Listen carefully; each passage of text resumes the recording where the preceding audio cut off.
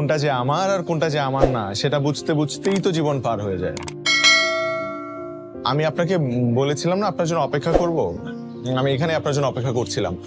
পরে একজন ফ্যাকাল্টি মেম্বারের সাথে দেখা হলো, তার রুমে গিয়ে কিছু জরুরি কথা বলছিলাম। আপনি টিচার?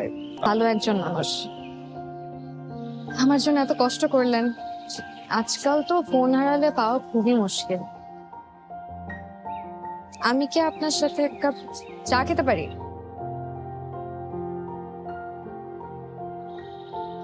শিওর। পৃথিবীটা না অনেক বড় হলেও কিছু কিছু ক্ষেত্রে খুব ছোট।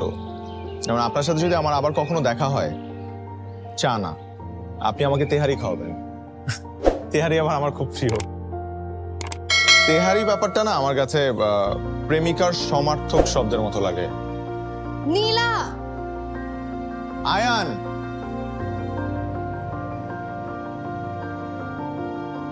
কোনো এক বিকেলে যখন গোধূলি বেলা হারিয়েছিল আবার আসবে জানিয়ে। ভাইয়া শোনান, আপনি কিন্তু মোটেও ওর পক্ষ নিয়ে আমার সাথে একটা কথাও বলবেন না। যে বয়ফ্রেন্ড তার গার্লফ্রেন্ডের বার্থডেতে উইশ না করে রাত্রেবেলা ঘুমায় যায়, ওর সাথে আমার কোনো কথা নেই, আমি ওর সাথে কোনো কথাই বলবো না।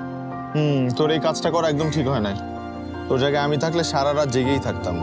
এই বড় সারপ্রাইজ নিজে হবে এটা আমি চিন্তাই করি নাই। লাবণ্য, বিলিভ করো আর জীবনে এই টাইপসের ভুল আমি করবো না। এই যায় না, না, এটা সবসময় করে, এটাই প্রথম না। হ্যাঁ, ও সবসময় গা ছুঁয়ে কথা বলে।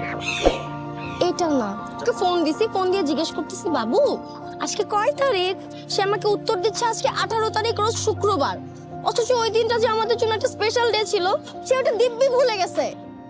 তো ওই দিন ওর রাগটা ভাঙানোর জন্য বাসার নিচে বৃষ্টির মধ্যে যে 2 ঘন্টা দাঁড়ায় ছিল। আমিও তো তোমার বাসার সামনে গিয়ে দাঁড়াইছিলাম, কারণ বৃষ্টি আসেনি, সেটা কি আমার দোষ?